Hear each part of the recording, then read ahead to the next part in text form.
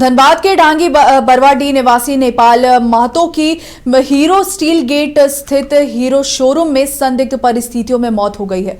SNMCCH द्वारा मौत की सूचना मिलने के बाद पूरे मामले को लेकर दोपहर में JLKM के लोग मुआवजे की मांग को लेकर सड़क पर शव रख धरना पर बैठ गए। वहीं JLKM का कहना है कि जब तक मुआवजा और न्याय नहीं मिल जाता शव का अंतिम संस्कार नहीं किया जाएगा। जिंदाबाद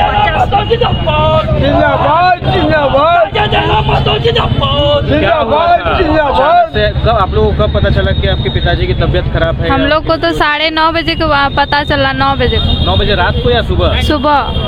क्या कहाँ से फोन आया था, क्या बोला? फोन तो नहीं आए थे, स्टाफ जो पापा के बदली जो आते हैं ना वही उधर से ही आते हैं, तो वो घर गए थे। वही बोले कि तुम्हारा पापा जो है उसका तबीयत खराब है तो PMCH में एडमिट किए हैं। तो हम लोग सोचे एडमिट किए होंगे, तो हम लोग को घर से निकल रहे थे उनको देखने के लिए जो एडमिट हुआ है, क्या हुआ है क्या नहीं। आखिर घर से अच्छा जाया है, कुछ ऐसा बुखार भी नहीं हुआ है, तो अचानक क्या हो जाएगा वो तो पता नहीं था।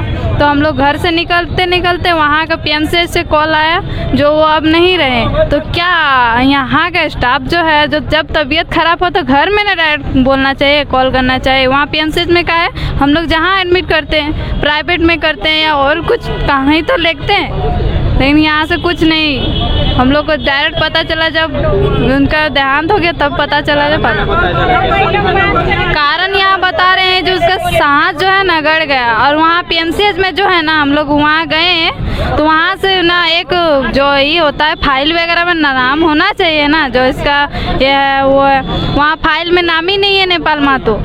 तो वहाँ PMCH में कैसे एडमिट लिया, और गार्जियन भी नहीं है, आधार कार्ड भी नहीं है, तो वहाँ एडमिट कैसे लिया? आखिर में वहाँ कुछ तो साजिश है, उसके वजह से नहीं है सिर्फ हो रहा है।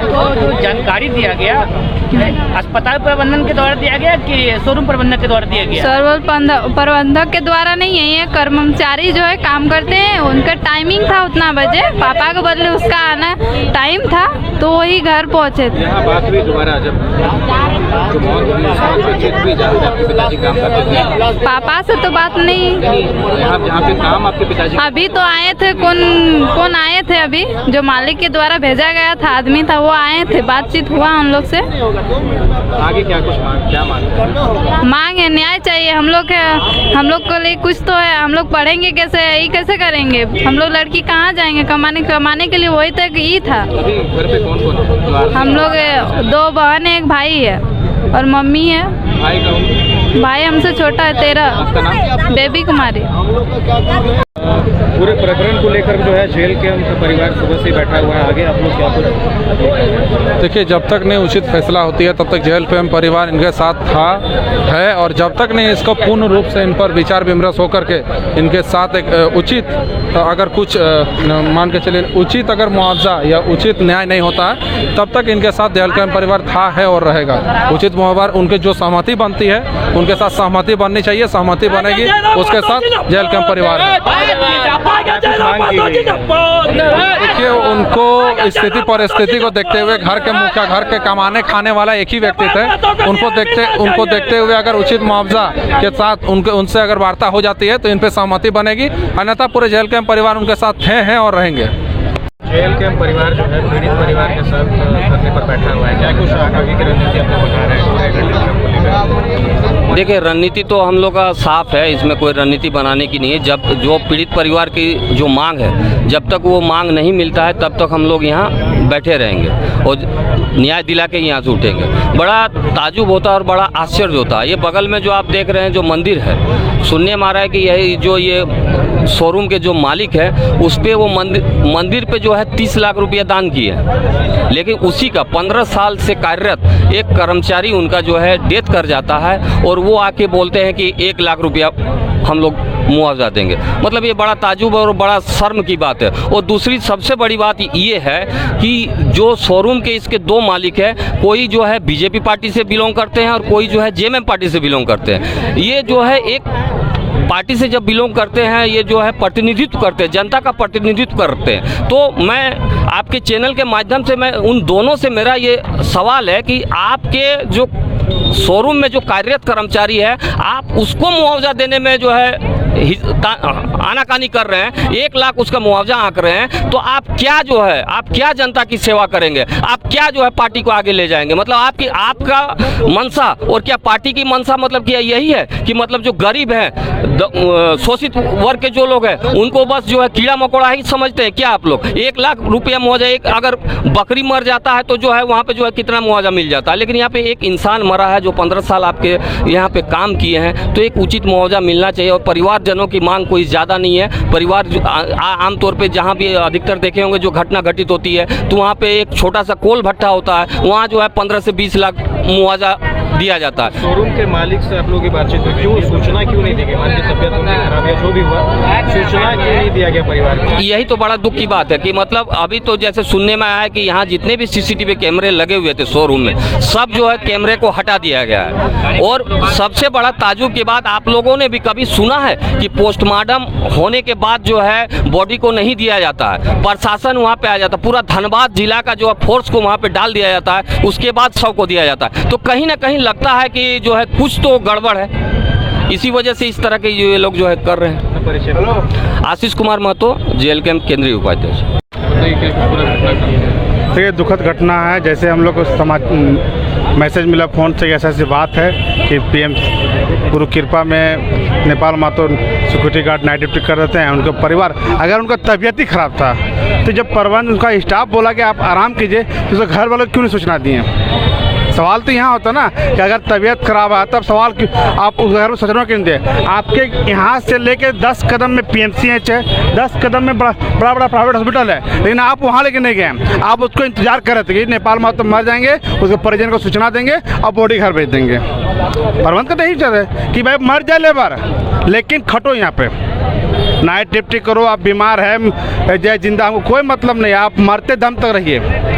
मानता तो ही था, अगर इन लोग का मानता था, उन लोग तो मानवता था ना, तो शोरूम का मालिक सुबह पहुंचता और उनके परिवार के साथ खड़ा रहता कि भाई आप हमारे, आपका जो कर्मचारी नेपाल महतो हमारे स्टाफ थे, हमारा स्टाफ नहीं हमारा बच्चा थे, इनके साथ जो घटना हुई है इनके परिवार के साथ हम खड़े हैं। लेकिन वो मानवता नहीं दिखाएं। वो यहाँ पर बकरी का, जैसे बकरी खरीदने आता ना, हटिया बुरुआ हटिया कर हटिया, उस तरह तोल मोल करने आए। इनका 3 बच्चा है, 3 बच्चा की इतनी कीमत। पीड़ित परिवार में कौन कौन है और आगे जो आर्थिक स्थिति है उसको किस तरीके से बैलेंस किया? देखिए पीड़ित परिवार, जैसे हम सुने हैं कि उनके पीड़ित परिवार का अभी 2 बेटियां हैं जो ये करीबन 8-9 साल के, और एक बेटा, छोटा बेटा है, और उनकी वाइफ है, उनका और कोई नहीं है। उनकी आप तो उनका भरण पोषण जो कैसे करेंगे वो सोच रहेगा। अब मैं ख्याल से उनकी वाइफ यहाँ नहीं आई, वो टेंशन से, चिंतन मंथन से, चिंता से बार बार बेहोश हो जा रहे कि हमारा कौन, उनके आगे कोई नहीं। आज जितने भीड़ है, हम बोल रहे हैं कि हाँ सभी लोग हैं, लेकिन जो दुख उनके ऊपर बीता है ना, वो जानता है कि आज के बाद मेरा कौन रहेगा। कहीं न कहीं उस घर को पालन पोषण करने वाले एक ही व्यक्ति था जो कमाता था, भरण पोषण करता था। उन बच्चियाँ को, जो लड़कियाँ पढ़ाई करती थी, वो चिंता में रह गए कि अब हम पढ़ेंगे कैसे। अभी वो आके प्रबंध का आदमी बोल रहा है कि इनकी शादियाँ के लिए हम पैसा दे रहे हैं। भाई अगर पढ़ेंगे तब ना शादी होगा, शादी कहाँ से होगी? आजकल अनपढ़ लड़की कौन शादी करती है? उनको तो बड़ा चिंतन करना चाहिए कि भाई इनकी पढ़ाई तक, जब तक इनकी ग्रेजुएशन पढ़ाई नहीं होती तब तक हम प्रबंध खड़ा है, शोरूम परिवार खड़ा है इनके तरफ से, चाहे इसका पढ़ाई हो चाहे बाल शादी ब्याह हो, तब खड़ा होते हैं। हम मानते कि हम मानवता का परिचय दिया हम लोग। हाँ, लेकिन जेल के परिवार और ग्रामवासी का साथ, उनके परिवार के साथ में है। जब तक उनका उचित मुआवजा नहीं मिलता तब तक हम लोग यहाँ से धरना स्थल से हटने वाले नहीं हैं। कल मौत हुई, आज आप लोग धरना में बैठे, क्या कुछ पूरा मामला क्या है? देखिए मामला ये है कि गुरु कृपा जो है शोरूम, उन्हीं का कर्मचारी थे नेपाल महतो जी। तो नेपाल महतो जी का रात को मौत हो जाती है, और मौत होने के बाद ये एक जांच की विषय है, और मौत होने के बाद घर के परिवार को किसी भी सदस्य को जानकारी भी नहीं दिया जाता है। आनन फानन में हॉस्पिटल लेके जाता है, हॉस्पिटल ले जाने के बाद पोस्टमार्टम भी होता है। पोस्टमार्टम होने के बाद बॉडी भी नहीं देना चाहता है लोग, बॉडी को भी रोका गया था कि बॉडी नहीं देंगे। मैंने SDM साहब से बात किया, फिर उसने इंस्पेक्टर साहब को भेजकर बॉडी को दिया गया।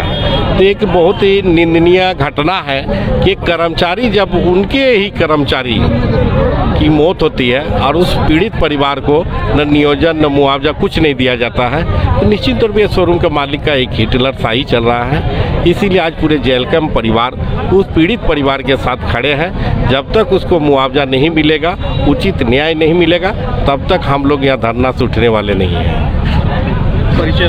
सपन मोदक, धनबाद विधानसभा पूर्व प्रत्याशी, वर्तमान में केंद्रीय उपाध्यक्ष जेल कमिश्नर। क्या कुछ मामला है? ये मामला कल घटित हुआ है। यहाँ एक क्या बोलते हैं, गुरु कृपा शोरूम में एक स्टाफ काम करते थे, आपका नेपाल महतो, जो गार्ड का काम करते थे। और रात 8 बजे आते थे और सवेरे 8 बजे घर जाते थे। तो वो डेली का था उनका। उस दौरान रात में कल का जो घटना हो वो हम बताते हैं आपको विस्तार पूर्वक। कल का घटना जो है, उसके बाद रात में ड्यूटी पीरियड में रात 10 बजे तक उनका जो लड़की है उनसे बात होती है। उस समय सही सलामत रहते हैं, ड्यूटी पीरियड में रहते हैं। उसके बाद अचानक सवेरे उन लोगों को करीबन 9-10 बजे हॉस्पिटल से फ़ोन आता है पीएमसीएच से, जो उनके पापा का स्थिति बहुत ख़राब है। ये लोग घबरा जाते हैं, जो अचानक से हुआ क्या है, तबीयत खराब ही नहीं था, ऐसा कुछ सूचना मिला नहीं हम लोग को। तो वहाँ पता है, उसके बाद तुरंत उन लोग को खबर किया जाता है उनका देहांत हो गया है। तो ये समझ में नहीं आता है रातों रात यहाँ पे ऐसा क्या घटित हुआ जो उनके पापा का देहांत हो गया। तबीयत रात को खराब हुई थी कहा जा रहा है, तो क्या परिजनों को सूचित नहीं किया गया था कि उनकी तबीयत खराब है? ऐसा एकदम नहीं। अगर ऐसा सूचित भी किया गया रहता तो उन लोग तो बोल देते थे आप घर आ जाइए। रात 10 बजे, करीबन 10 बजे उनका जो सासू माँ है उनसे बात होती है, उनकी लड़की से बात होती है। कोई ऐसा खबर नहीं दिया जाता है जो तबीयत खराब है। और एक चीज़ हम कहते हैं, जो इतना बड़ा शोरूम है, क्या यहाँ CCTV फुटेज नहीं होगा? रहना चाहिए, लेकिन उसको भी खोल के हटा दिया गया। तो ये सरासर षड्यंत्र के तहत, साजिश के तहत ये घोर हत्या है। और हम यही कहेंगे, क्योंकि लड़की का कहना है जो मेरे पापा का दीदी कान से ब्लड निकल रहा था, तो अचानक से ब्लड निकलने का मतलब, तो जाहिर सी बात है जो मारा गया है। हम तो यही कहेंगे, इतना बड़ा शोरूम है, शोरूम का मालिक चलाते हैं, इनको नया स्टाफ मिल जाएगा। कारण क्या हो सकता है? कारण अभी भी आरोप हम लगाएंगे ही, क्योंकि अगर ऐसा कुछ था उनके साथ, अगर रात में किसी प्रकार का तबीयत खराब था तो उनके परिवार को पहले सूचित करना चाहिए था ना, हॉस्पिटल में डायरेक्ट ले जाते हैं। हम तो यही कहेंगे, जो यहाँ इनको आप स्टाफ मिल सकता है क्या? उस लड़की को जिनके उनका पिता मिलेगा, उस औरत जो विधवा हो गई, क्या उसका पति फिर मिलेगा? नहीं मिलेगा। इसीलिए हम लोग यही डिमांड करते हैं। हमारे जो JLKM परिवार जो जितने भी हैं, सब सदस्य आए हुए हैं और इन परिवार का, पीड़ित परिवार का समर्थन करते हैं। और हम शोषित पीड़ित जितने भी परिजन हैं सबका समर्थन करते हैं और कहते हैं जो उचित मुआवजा है इनको दिया जाए। हम अपना ये जो धरना प्रदर्शन है वापस ले लेंगे। तो पोस्टमार्टम वगैरह कराया गया, उसका रिपोर्ट का भी अभी जानकारी नहीं हुआ है, उसको खुलासा नहीं किया गया है। ये तो पता नहीं, समझ में नहीं आ रहा हो क्या रहा है। मैडम, इतने बड़े शोरूम में एक कैमरा ना होना कई सवाल निशान पैदा कर रहा, क्या कहेंगे? वही चीज तो समझ में नहीं आ रहा है। ये षड्यंत्र के तहत उन्हें मारा गया। और लड़के का कहना, उनकी बेटी का कहना है, जो मालिक जो है शोरूम का मालिक, उनके पापा को टॉर्चर भी करते थे, ड्रिंक भी करके आते थे, गाली गलौज भी करते थे। अब समझ में नहीं आ रहा है रातों रात हुआ क्या। CCTV फुटेज रहता तो खुलासा दूध का दूध, पानी का पानी हो जाता।